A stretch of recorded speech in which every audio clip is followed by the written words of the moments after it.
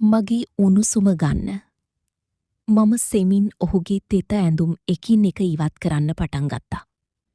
යුගාන් මාව වැළක්වුවේ නැහැ.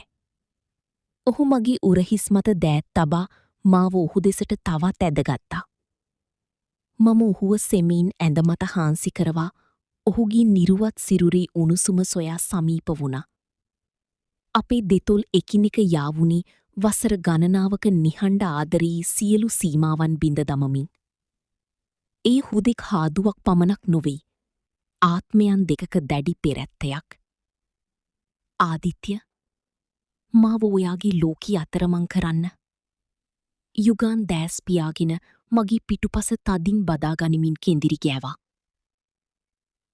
ආයුබෝවන් යාළුවනේ, අද අපි කතා කරන්න යන්නේ ඔයාලා ගොඩක්ම බලාපොරොත්තුවෙන් හිටිය මාතෘකාවක් ගැන. හරියටම මොකක්ද වෙන්නේ කියලා දැනගන්න කලින් ඔයාලා තාමත් අපේ channel එක subscribe කරලා නැත්නම් දැන්ම ඒක කරගන්න. ඒ වගේම මේ වීඩියෝ එකට like එකක් දාලා යාළුවෝ එක්කත් share කරන්න අමතක කරන්න එපා. එහෙනම් වැඩි කතා නැතුව කෙලින්ම වීඩියෝ එකට යමු. එදා සෙනසුරාදා රෑක මම විශ්වවිද්‍යාලයේ පැවරුම් ටිකක් කරමින් මගේ බෝඩින් කාමරේ තනියම හිටියේ. වෙලාව රෑ 11ට විතර ඇති. එක පාරටම ලොකු හුළඟක් එක්ක මහා වැස්සක් කඩා හැලුණා. කාමරේ ජනේලවල වීදුරු පවා හුළඟට හෙලවෙන්න ගත්තා. ඔය අතරේ මගේ ෆෝන් එකට මෙසේජ් එකක් ආවා.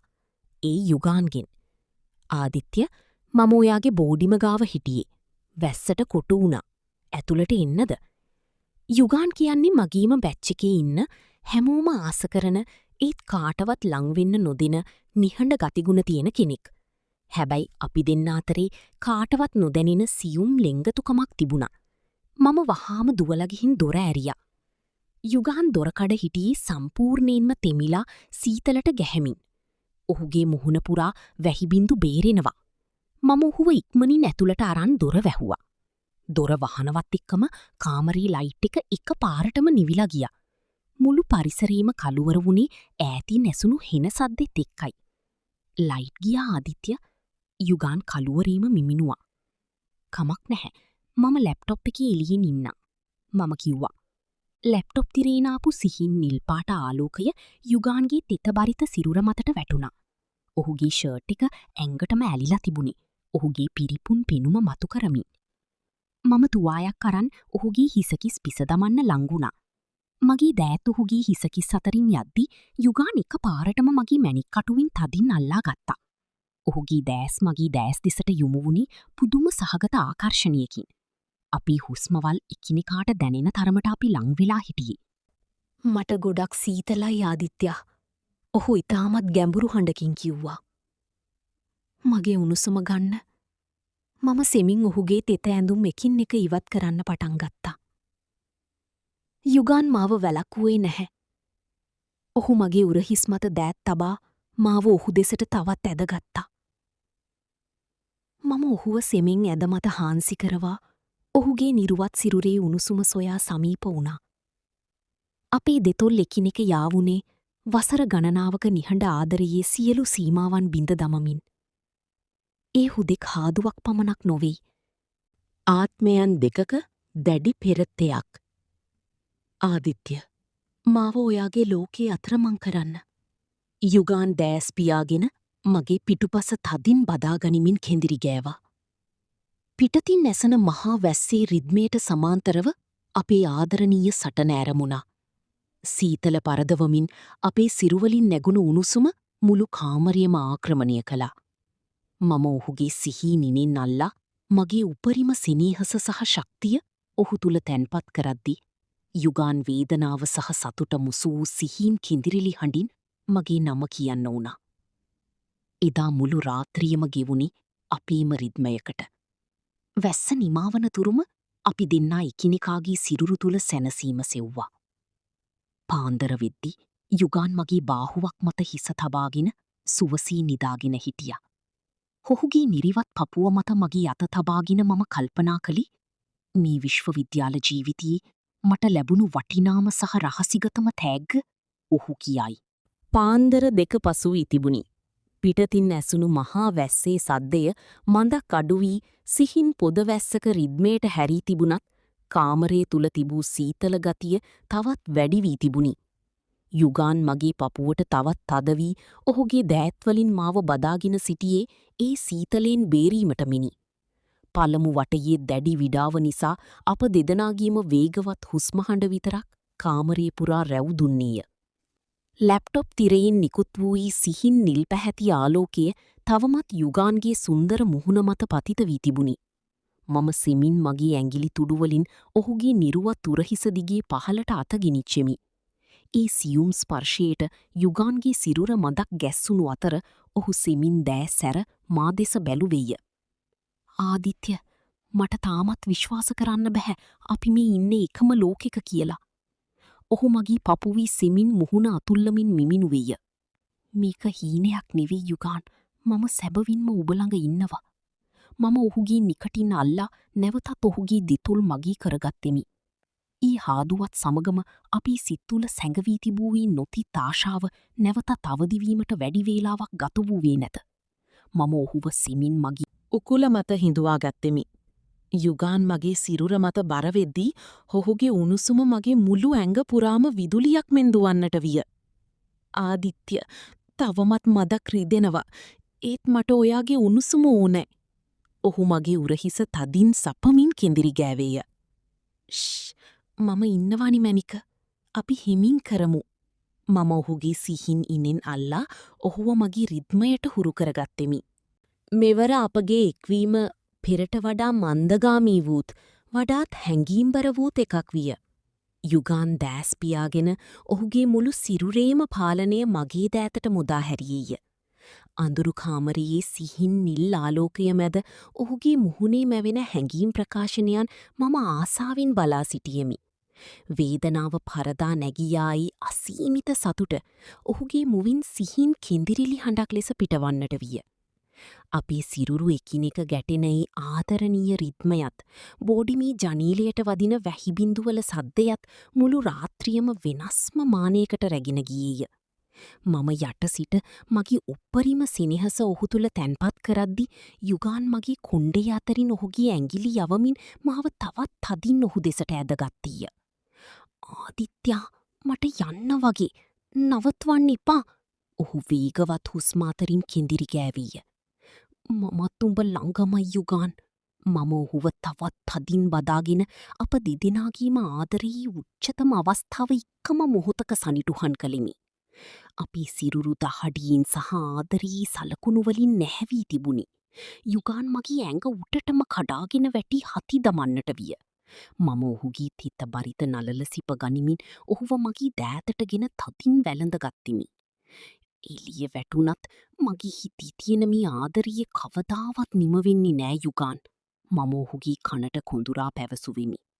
ඔහු කිසිවක් නොකියා මගේ පපුවට තවත් තුරුල් විය. අපේ නිහඬ නවාතැනී රහසිගත රාත්‍රියී දිවන පරිච්ඡේදය එලෙස නිමාවට පත්විය. අලුයම 4 පසු වී තිබුණා. කාමරයෙන් පිටත තිබුණු මහා වැස්ස දැන් සම්පූර්ණයෙන්ම වගේ නැවතී තිබුණත් ජනේලයෙන් ගලාගෙන ආපු හීතල හුළඟ කාමරයේ තවත් සීතල කළා. යුගාන් මගේ බාහුවක් උඩ හිස තබාගෙන ජනේලයෙන් පෙනෙන ඈත කළු අහස දෙස බලාගෙන කල්පනාවක නිමග්න වෙලා හිටියා. මම මගේ අනිත් අතින් ඔහුගේ නිරුවත් ඉනවටා අත යවා ඔහුව මගේ සිරුරට තවත් ලං කරගත්තා. මොකද මේ තනියම කල්පනා කරන්න යුගාන්? මම සිමින් නැහුවා. ඔහු හැරී මගේ දෑස් දෙස බැලුවා. ඔහුගේ දෑස්වල තිබුණේ සතුට වගේම සියුම් ආවේගශීලී බවක්. මම හිතන්නේ අපේ මේ රහස, මේ වැස්ස වගේම සුන්දරයි ආදිත්‍ය. විශ්වවිද්‍යාලයේ ලෝකයා අපිට මොනවා කිව්වත් මට දැනෙන මේ සැනසීම බොරුවක් වෙන්න බැහැ. මම ඔහුව සෙමින් ඇඳ මත හාන්සි කරවා නැවතත් ඔහුට ඉහලින් සමීප වුණා. අපේ හුස්මවල් නැවතත් එකිනෙකාගේ මුහුණී වදින්නට විනා. අවසාන වතාවටත් මේ උදාසන උදාවීමට පෙර අපි ආදරී උණුසුම උපරිමයෙන් විඳගැනීමේ දැඩි අවශ්‍යතාවයක් අප දෙදෙනාටම තිබුණා. මම ඔහුගේ දෙතෝල්, ගෙලපෙදෙස සහ පපුව පුරා මගේ ආදරණීය හාදු තැන්පත් කරද්දී යුගාන් සුව පහසුවෙන් දෑස් පියාගත්තා. මෙවර අපි එක්වීම කායික ආශාවකට වඩා ආත්මයන් දෙකක් සදහටම එකිනෙකා සතු කරගන්නා උත්තරීතර බැඳීමක් බඳු වුණා. සිමින් සහ ගැඹුරින් මා ඔහු තුලට ගමන් කරද්දී යුගාන් මගේ උරහිස් තදින් වදාගෙන ඔහුගේ සිරුර මගේ රිද්මයට මුදා හැරියා.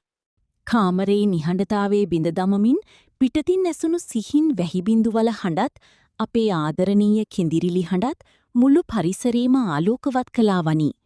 අපේ හදගැස්මවල් එකම තාලයකට ගැහෙන්නට වුණා.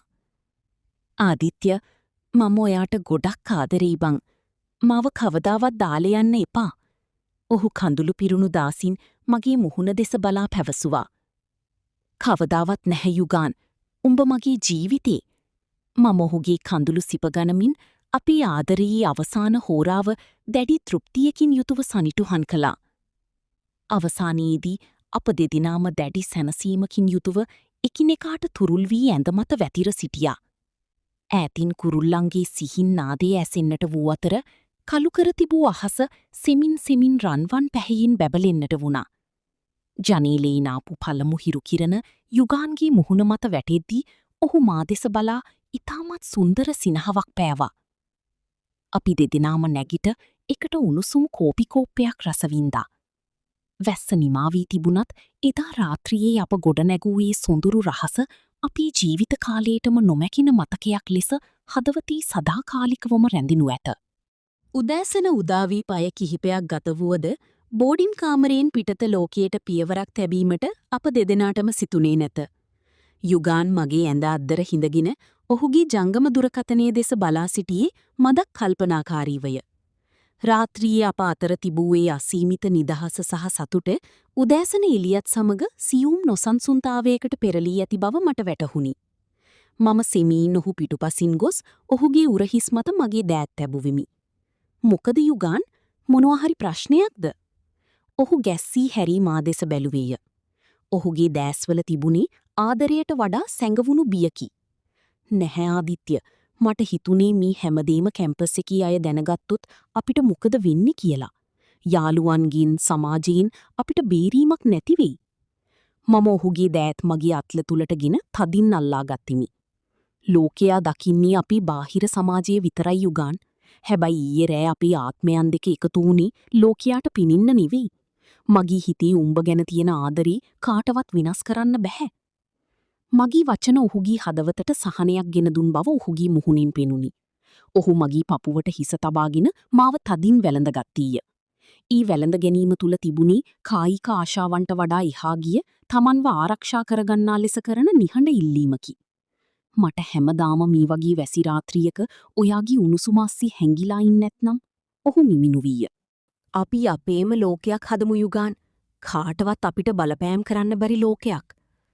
මම ඔහුගේ හිසකෙස් සිමින් පිරිමදිමින් පැවසුවෙමි. දවල්වරුව එළඹෙද්දී යුගාන්ට තමාගේ බෝඩිම බලා යෑමට කාලය පැමිණ තිබුණි. ඔහු නැවතත් ඔහුගේ ඇඳුම් ඇඳගෙන කණ්ණාඩියෙන් තමා දෙස බලා සිනහවක් පෑවීය. ඔහුගේ බෙල්ලාසල තිබූ සිහින් රතු පැහැති සලකුණ දෙස බලද්දී මගේ සිතට ආවේ අපූරු ආඩම්බරයකි. මම ගිහින් එන්නම් ආදිත්‍ය, මට මැසේජ් එකක් දාන්න. ඔහු දොරකඩාසලදී මගේ දෑස් දෙස බලා පැවසීය. පරිස්සමින් ඵලයන් මැනික, මම බලන් ඉන්නවා. මම ඔහුව අවසාන වතාවටත් මගේ උණුසුමට ලංකර ගනිමින් පැවසුවෙමි. ඔහු නික්ම ගිය පසු මුළු කාමරේම නැවතත් නිහඬ විය. නමුත් කොනක තිබූ කෝපිකෝප්ප දෙකත් ඇඳරෙදි මත රැඳී තිබූ ඔහුගේ සුවන්දත් මට නිරන්තරයෙන්ම මතක් කර දුන්නේ අප ඇරඹූයේ රහස් ආදර අන්දරාය තවමත් අවසන් වී නැති බවයි.